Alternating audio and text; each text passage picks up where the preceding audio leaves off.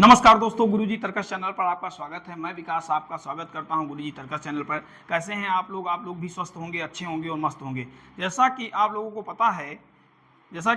पता है कि आपका पेपर जो है 23 अगस्त से शुरू होने वाला है और आप लोगों के सेंटर भी आप लोगों को पता हो गए होंगे। तो उसी परीक्षा को ध्यान में रखते हुए गुरुजी तर्कस चैनल से जुड़कर अपनी परीक्षा को धार दे सकते हैं आप लोग। ठीक है, आज हम कुछ प्रश्नों की श्रृंखला लेकर आए हैं जो महत्वपूर्ण है, हो सकता है पेपर में पूछे जाने की यहाँ से पूछे जाने की पूर्ण संभावना है। तो आप लोग क्या करेंगे, अच्छे से कॉपी और पेन ले लेंगे और गुरुजी तर्कस चैनल से जुड़ जाएंगे। ठीक है भैया, तो हमारा पहला क्वेश्चन आज का ये है। हमारा पहला क्वेश्चन कह रहा है कि मदर टेरेसा को शांति का नोबेल पुरस्कार कब दिया गया? पहला ऑप्शन है 1930 में दिया गया, बी 1913 में दिया गया, सी 1979 में दिया गया, डी 1998 में दिया गया। तो मदर टेरेसा को शांति का नोबेल पुरस्कार कब दिया गया? तो इसको पढ़ने के लिए हम लोग सबसे पहले एक ट्रिक का प्रयोग करेंगे। ट्रिक अच्छी है, इसको पढ़ेंगे नोबेल पुरस्कार प्राप्त करने के लिए। ठीक है, तो अच्छे से पढ़ेंगे। ट्रिक क्या है हमारी? रसी हम चंद्रशेखर आया, रसी हम चंद्रशेखर आया। इस ट्रिक का प्रयोग करेंगे। कैसे हम लोग प्रयोग करेंगे? तो ये कोड याद रखना है भैया आप लोगों को कोड याद रखना है 13 30 68 79 83 और 98। जैसे आपका आधार कार्ड नंबर होता है वैसे ही ये नंबर है। इस नंबर को कैसे यूज करना है वो मैं बता रहा हूँ। ठीक है, आप लोग अच्छे से पढ़ेंगे। तो सबसे पहले जो नोबेल पुरस्कार प्रदान किया गया वो किसे प्रदान किया गया? तो सबसे पहला जो नोबेल पुरस्कार प्रदान किया गया भैया वो रविंद्रनाथ टैगोर को प्रदान किया गया। किसे प्रदान किया गया भैया? रविंद्रनाथ टैगोर को नोबेल पुरस्कार साहित्य के क्षेत्र में प्रदान किया गया। किस क्षेत्र में प्रदान किया गया भैया? साहित्य के क्षेत्र में कब प्रदान किया गया? साहित्य के क्षेत्र में तो 1913 में प्रदान किया गया। कब प्रदान किया गया भैया? 1913 में प्रदान किया गया। तो ये 13 जो आया है ट्रिक के माध्यम से आया है। आप लोग याद रखिएगा कि 1900 के पीछे आप लोग इन नंबरों को ऐड करते चले जाएंगे। तो सबसे पहले अगर आपसे पूछे किस भारतीय को नोबेल पुरस्कार दिया गया भैया, तो रविंद्रनाथ टैगोर को प्रदान किया गया नोबेल पुरस्कार। अच्छा, किसके लिए प्रदान किया गया भैया? तो साहित्य के क्षेत्र में प्रदान किया गया। किस रचना के लिए प्रदान किया गया? तो गीतांजलि रचना के लिए प्रदान किया गया। किस रचना के लिए प्रदान किया गया भैया? तो गीतांजलि रचना के लिए इन्हें नोबेल पुरस्कार प्रदान किया गया। इसके बाद हम लोग बात करते हैं कि दूसरा नोबेल पुरस्कार किसे प्रदान किया गया। तो दूसरा नोबेल पुरस्कार जो है वो प्रदान किया गया सीवी रमन। सी से हो जाएगा भैया सीवी रमन। और सीवी रमन को नोबेल पुरस्कार किस क्षेत्र में दिया गया भैया? तो भौतिकी के क्षेत्र में दिया गया। किस क्षेत्र में दिया गया? तो भौतिकी के क्षेत्र में दिया गया। और कब दिया गया भैया? तो 1900 के आगे आपको ट्रिक का एक नंबर ऐड कर लेना है। कब दिया गया? तो 1930 में दिया गया। किसको? 1930 में दिया गया। तो सीवी रमन को 1930 में नोबेल पुरस्कार प्रदान किया गया। इसके बाद हम लोग बात करते हैं हरगोविंद सिंह खुराना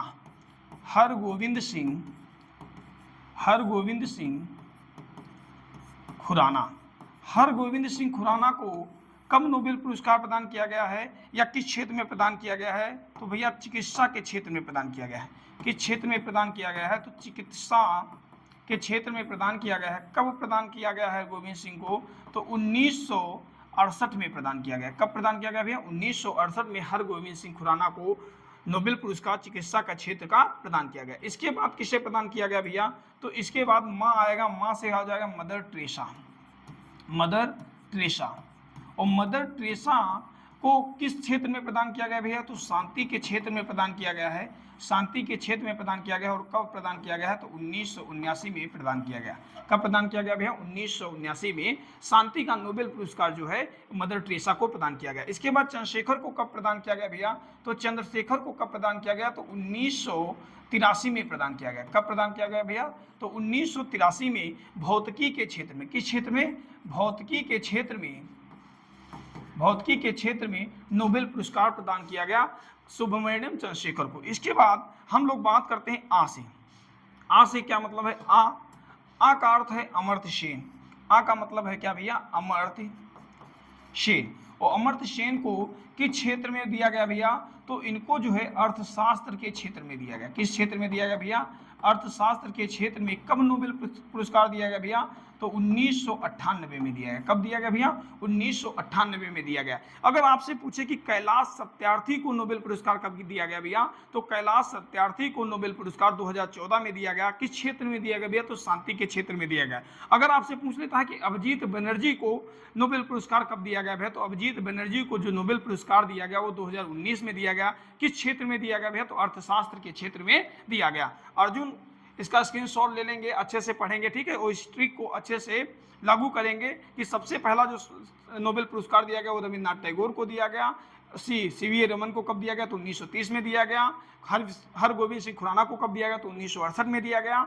और मदर टेरेसा को कब दिया गया? तो 1979 में दिया गया। सुब्रमण्यम चंद्रशेखर को कब दिया गया? तो 1983 में दिया गया। अमर्त्य सेन को कब दिया गया? तो 1998 में नोबेल पुरस्कार दिया गया। इसकी सॉल्व ले लेंगे, अच्छे से पढ़ेंगे, याद होती चली चीजें। तो पहला क्वेश्चन है, मदर टेरेसा को शांति का नोबेल पुरस्कार कब दिया गया भैया?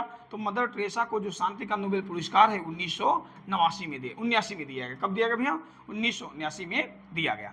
नेक्स्ट क्वेश्चन की हम लोग बात करते हैं, तो हमारा नेक्स्ट क्वेश्चन है भैया, उत्तर प्रदेश बंधुआ मजदूरी प्रतिषेध अधिनियम कब लाया गया था? आप लोग क्या करेंगे, गुरुजी तर्कस चैनल को लगातार लाइक करेंगे, शेयर करेंगे और भैया सब्सक्राइब करते रहेंगे, ठीक है।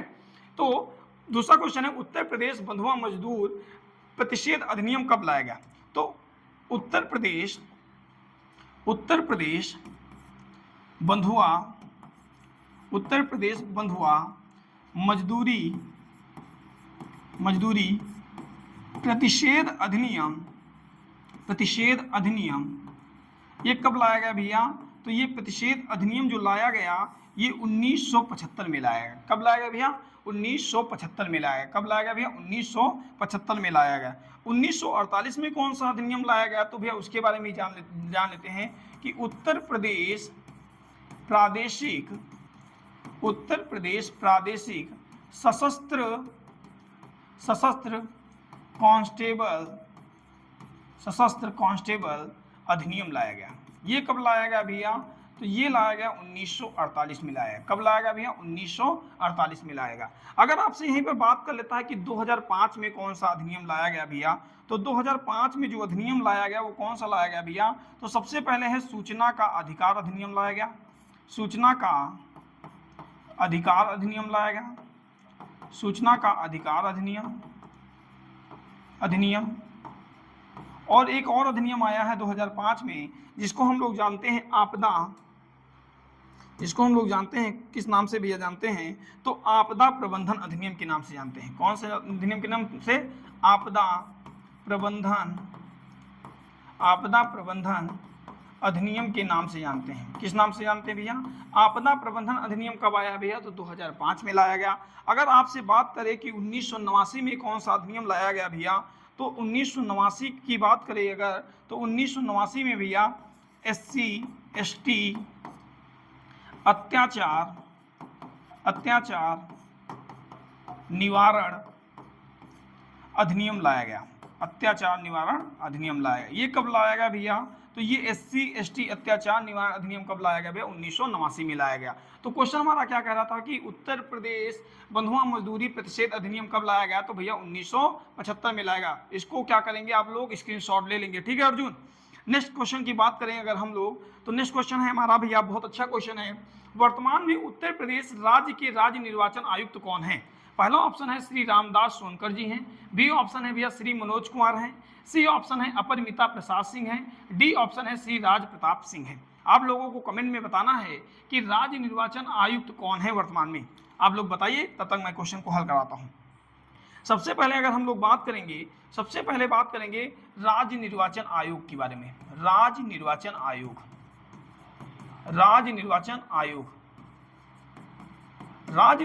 आयोग की जो स्थापना है कब हुई भैया? तो राज्य निर्वाचन आयोग की जो स्थापना है ये कब हुई भैया? तो 24 अप्रैल 1994 को किसकी स्थापना होती है भैया? तो 1994 को राज्य निर्वाचन आयोग की स्थापना होती है। और प्रथम जो निर्वाचन आयुक्त तो चुने जाते हैं, किसे चुना जाता है भैया? प्रथम निर्वाचन आयुक्त किसे चुना जाता है, यानी राज्य का आयुक्त किसे चुना जाता है भैया? तो ये चुने जाते हैं भैया, कौन चुने जाते हैं भैया? तो श्री रामदास सोनकर चुने जाते हैं। कौन चुने जाते हैं भैया? रामदास सोनकर चुने जाते हैं। अगर आप लोगों से बात करें कि इनकी नियुक्ति कौन करता है भैया, तो राज्य निर्वाचन आयुक्त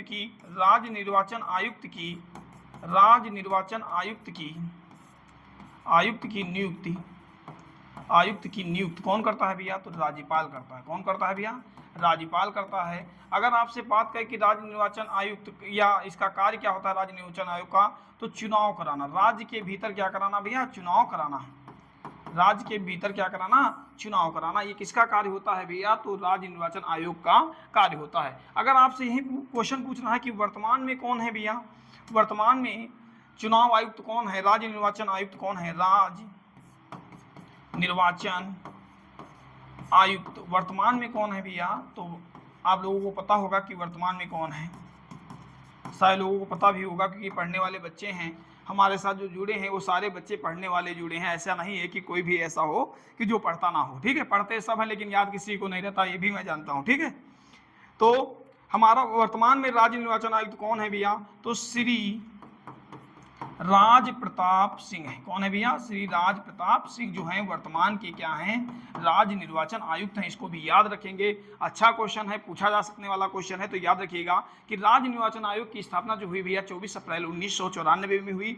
इसके जो प्रथम निर्वाचन आयुक्त चुने गए थे वो श्री रामदास सोनकर को चुना गया। किसके द्वारा चुना जाता है भैया? तो राज्यपाल के द्वारा चुना जाता है। इसका कार्य क्या होता है भैया? तो राज्य के भीतर चुनाव कराना होता है। वर्तमान में राज्य निर्वाचन आयुक्त कौन है? श्री राज प्रताप सिंह है। तो याद रखिएगा कौन है भैया? श्री राज प्रताप सिंह है। नेक्स्ट क्वेश्चन की बात करें अगर हम लोग बात करते हैं तो ये क्वेश्चन भी बहुत अच्छा है, इसको भी पढ़ेंगे। उत्तर प्रदेश के किस जिले में देवराहा बाबा आश्रम स्थित है? बहुत महत्वपूर्ण प्रश्न है, यहाँ से पूछे जाने की इसकी पूर्ण संभावना है कि यहाँ से क्वेश्चन बन सकता है भैया। उत्तर प्रदेश के किस जिले में देवराहा बाबा आश्रम स्थित है? तो हम लोग बात करेंगे कुछ आश्रमों के बारे में, हम लोग चर्चा करेंगे, आश्रम के बारे में हम लोग चर्चा करेंगे। अच्छे से पढ़ेंगे कि हमारा पेपर जो है अच्छे से निकल जाए, और माता रानी से मैं यही दुआएं करता हूँ मांगता हूँ आप लोगों के लिए कि आप लोगों का पेपर जो है अच्छे से निकल जाए, आप लोग भी एक सरकारी नौकरी पा जाएं, ठीक है? तो इसी आशा के साथ आप लोग मेहनत करेंगे तो आपको अवश्य ही आपकी नौकरी जो है आपको मिलेगी, ठीक है भैया? आप लोग अच्छे से पढ़ते रहेंगे भैया। तो सबसे पहला है उत्तर प्रदेश के किस जिले में देवराहा बाबा आश्रम स्थित है? तो आप लोगों को पता होगा कि देवराहा बाबा आश्रम जो है ये कहाँ स्थित है भैया? तो ये आश्रम जो है ये देवरिया में स्थित है। कहाँ स्थित है भैया? ये जो है ये देवरिया में स्थित है।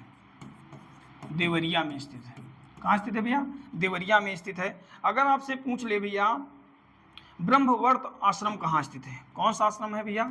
दूसरा आश्रम है हमारा ब्रह्मवर्त आश्रम कहाँ स्थित है? तो ब्रह्मवर्त आश्रम जो है ये जो रामायण के रचयिता हैं वाल्मीकि जी, उनके आश्रम के नाम से जाना जाता है। ब्रह्मवर्त आश्रम कहाँ स्थित है भैया? तो ये आपका कानपुर में स्थित है। कहाँ स्थित है भैया? कानपुर में स्थित है। इसके बाद अगर हम लोग बात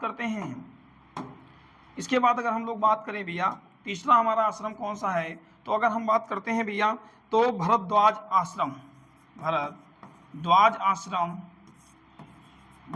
आश्रम ये कहाँ है भैया? तो भरद्वाज जो आश्रम है ये हमारा कहाँ स्थित है भैया? तो ये प्रयागराज में स्थित है। कहाँ स्थित है? प्रयागराज में स्थित है। कहाँ स्थित है? प्रयागराज में स्थित है। अगर यहीं पे बात करें भैया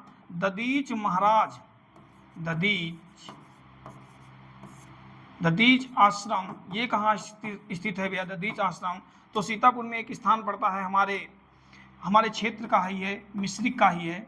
मिश्रिक में एक मिश्रिक स्थान पर एक आश्रम है दधीच आश्रम। ये कहाँ स्थित है भैया? तो सीतापुर में स्थित है। कहाँ स्थित है भैया? सीतापुर में स्थित है। अगर आपसे पूछे, अगर यहीं पे पूछ ले भैया, यहीं पे अगर आप लोगों से पूछ लेता है सती अनुसुईया आश्रम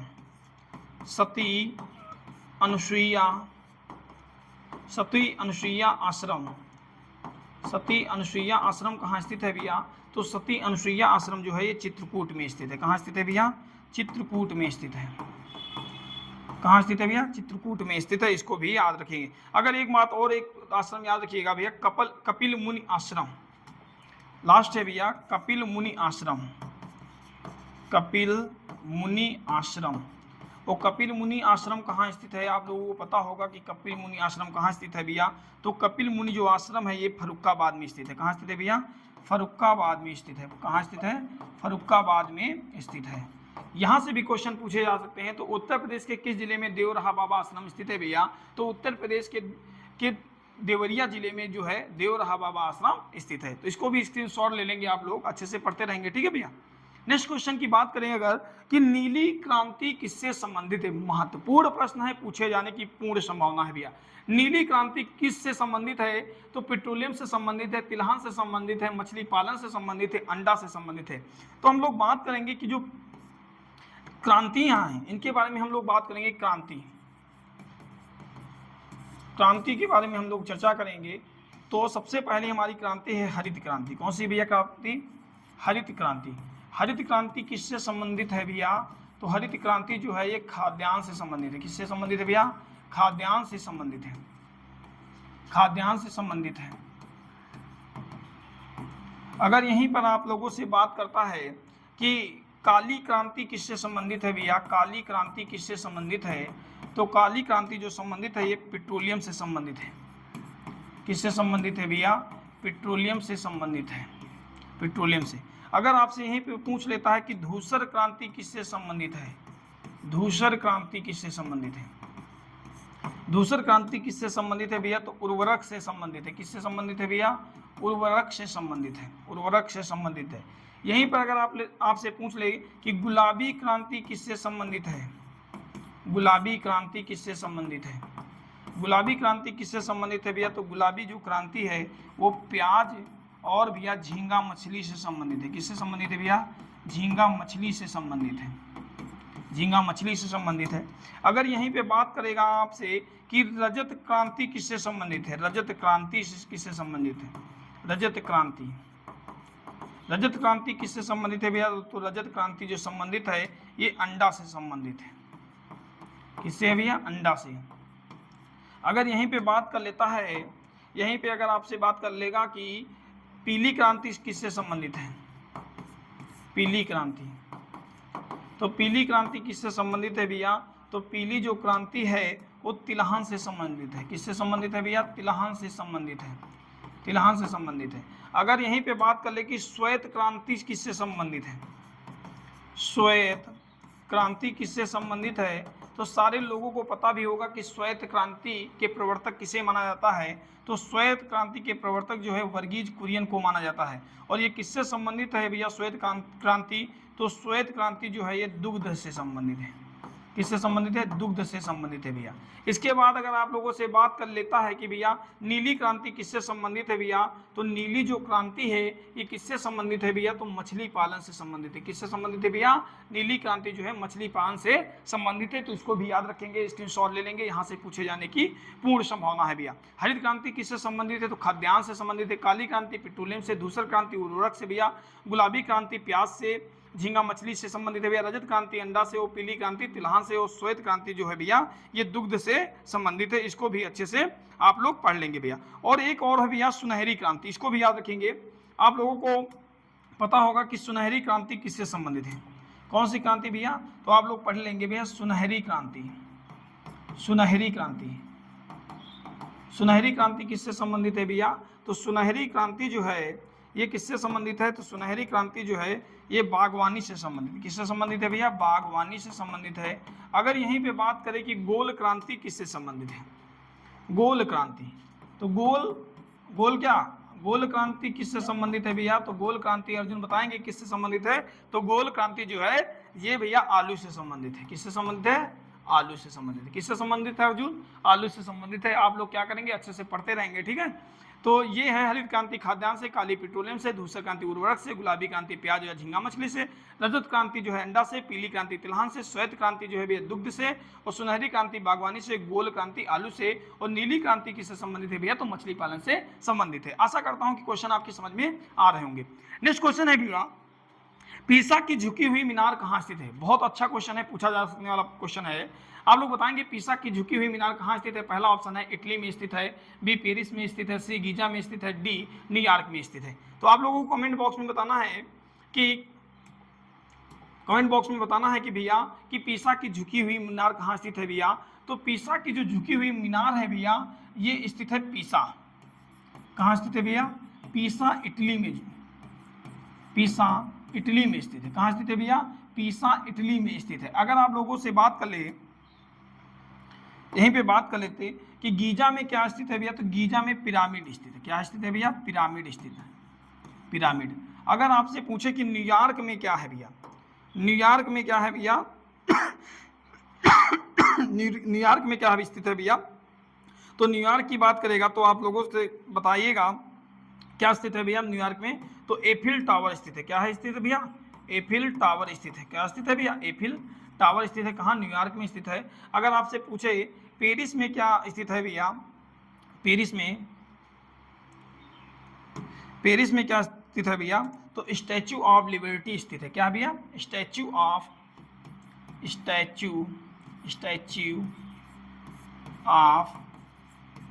लिबर्टी, स्टैचू ऑफ लिबर्टी कहाँ स्थित है भैया, तो पेरिस में स्थित है। पीसा की झुकी हुई मीनार कहाँ स्थित है भैया, तो इटली में स्थित है। पिरामिड कहाँ स्थित है भैया, तो गीजा में स्थित है। एफिल टावर कहाँ स्थित है भैया, तो न्यूयॉर्क में स्थित है। इसको भी याद रखेंगे अच्छे से, ये क्वेश्चन पूछा जा सकने वाला क्वेश्चन है। नेक्स्ट क्वेश्चन की अगर हम लोग बात करते हैं, नेक्स्ट क्वेश्चन है हमारा भैया, दास प्रथा पर प्रतिबंध किसने लगाया था। बहुत महत्वपूर्ण प्रश्न है, पूछा जा सकता है भैया, ठीक है। तो दास प्रथा पर प्रतिबंध किसने लगाया था भैया, तो दास प्रथा पर प्रतिबंध जो है, दास प्रथा पर जो सबसे पहले प्रतिबंध लगाया गया वो किसके द्वारा लगाया गया, दास प्रथा पर प्रतिबंध भैया 1843 ईस्वी में, 1843 ईस्वी में लॉर्ड एलन बरो के द्वारा लगाया। किसके द्वारा लगाया गया भैया, लॉर्ड एलन बरो के द्वारा लगाया गया। दास्ता प्रथा का उन्मूलन किसके द्वारा किया गया, अगर आपसे पूछ लेता है तो दास्ता प्रथा का उन्मूलन, दास्ता प्रथा का उन्मूलन लॉर्ड एलन बरो के द्वारा 1843 ईस्वी में किया गया। अगर आपसे पूछ लेता है कि लॉर्ड वेलेजली ने क्या किया भैया, तो शिशुवध पर प्रतिबंध लगाया। शिशुवध पर क्या लगाया भैया, प्रतिबंध लगाया। शिशुवध पर प्रतिबंध लगाया। ये किसके समय लगाया गया भैया, तो लॉर्ड वेलेजली के द्वारा लगाया गया। अगर आप लोगों से पूछे कि सारदा एक्ट किसके समय आया भैया, तो सारदा एक्ट किसके समय आया, इसको भी याद रखेंगे कि सारदा एक्ट किसके समय आया, तो सारदा एक्ट जो है भैया ये 1929 में लाया गया। कब लाया गया, 1929 में लाया गया। किसके समय लाया गया भैया, तो लॉर्ड इरविन के समय लाया गया। किसके समय लाया गया भैया, तो लॉर्ड इरविन के समय लाया गया। और सारदा एक्ट के तहत जो महिलाओं की शादी की जो उम्र थी उसको 14 वर्ष कर दिया गया, तथा पुरुषों यानी बालकों की जो शादी की उम्र थी वो कितनी कर दी गई भैया, 18 वर्ष कर दी गई। और ये किसके शासन काल में लाया गया भैया, तो सारदा एक्ट जो था 1929 में लॉर्ड इरविन के शासन काल में आया। आप लोग कमेंट बॉक्स में बताएंगे कि गांधी और इरविन समझौता कब हुआ, ठीक है। तो इसको भी कमेंट बॉक्स में बताइएगा, ठीक है। इसको बताना है कमेंट बॉक्स में कि गांधी इरविन समझौता किसके शासनकाल में हुआ या कि किसने किया, ठीक है। ये भी बताना है, या कब हुआ ये भी बताना है आप लोगों को, ठीक है। इसके बाद है Lord William Bentinck. Lord William Bentinck के शासनकाल में 1829 ईस्वी में सती प्रथा का उन्मूलन हुआ था। किसका उन्मूलन हुआ भैया, सती प्रथा का उन्मूलन हुआ। और किसके सहयोग से अगर आपसे बात करें तो राजा राम मोहन राय के सहयोग से लॉर्ड विलियम बेंटिंक ने सती प्रथा का क्या किया भैया, उन्मूलन किया।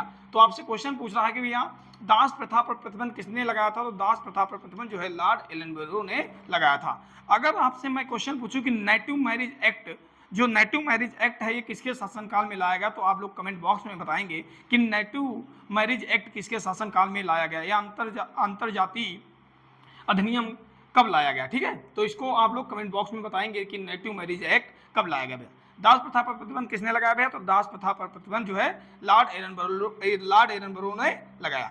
नेक्स्ट क्वेश्चन की बात करें भैया, विश्व की सबसे बड़ी प्रवाल भित्ति कहाँ स्थित है। पहला ऑप्शन है ऑस्ट्रेलिया में, बी अंडमान निकोबार में, सी कनाडा में, डी ब्राजील में। तो आप लोगों को पता है कि विश्व की सबसे बड़ी जो प्रवाल भित्ति है वो कहाँ पाई जाती है, तो विश्व की सबसे बड़ी प्रवाल भित्ति जो है ग्रेट बैरियर रीफ है। ग्रेट बैरियर रीफ ये कहाँ पाई जाती है भैया, तो ऑस्ट्रेलिया में पाई जाती है। कहाँ पाई जाती है भैया, ऑस्ट्रेलिया में पाई जाती है, ठीक। कहाँ पाई जाती है भैया, तो ऑस्ट्रेलिया में पाई जाती है। और आप लोग बताएंगे कि भारत में सबसे बड़ी भारत में सबसे बड़ी ग्रेट बैरियर, भारत में सबसे बड़ी प्रवाल भित्ति कहाँ पाई जाती है भैया?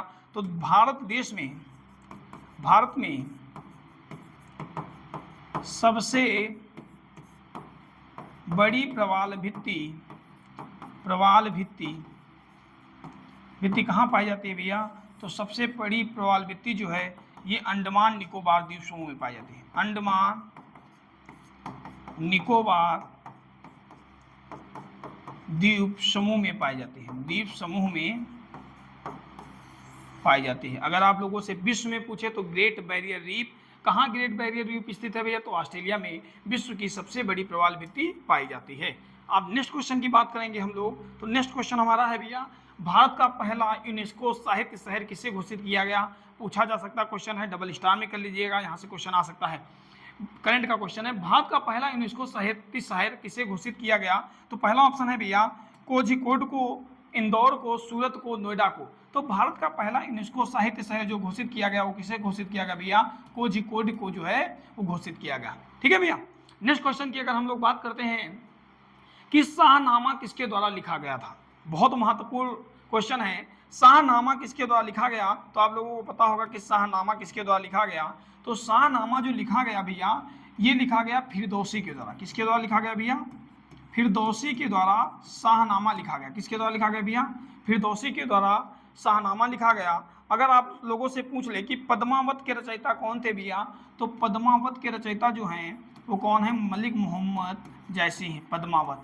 अगर आपसे पूछ ले कि गुलबदन बेगम ने क्या लिखा भैया, तो गुलबदन बेगम ने हुमायूं नामा लिखा। क्या लिखा भैया? हुमायूं नामा लिखा। क्या लिखा भैया? हुमायूं नामा लिखा। फिरदौसी ने क्या लिखा था भैया? तो फिरदौसी ने भैया क्या लिखा था? फिरदौसी ने शाहनामा लिखा। क्या लिखा भैया? शाहनामा। क्या लिखा भैया? शाहनामा लिखा।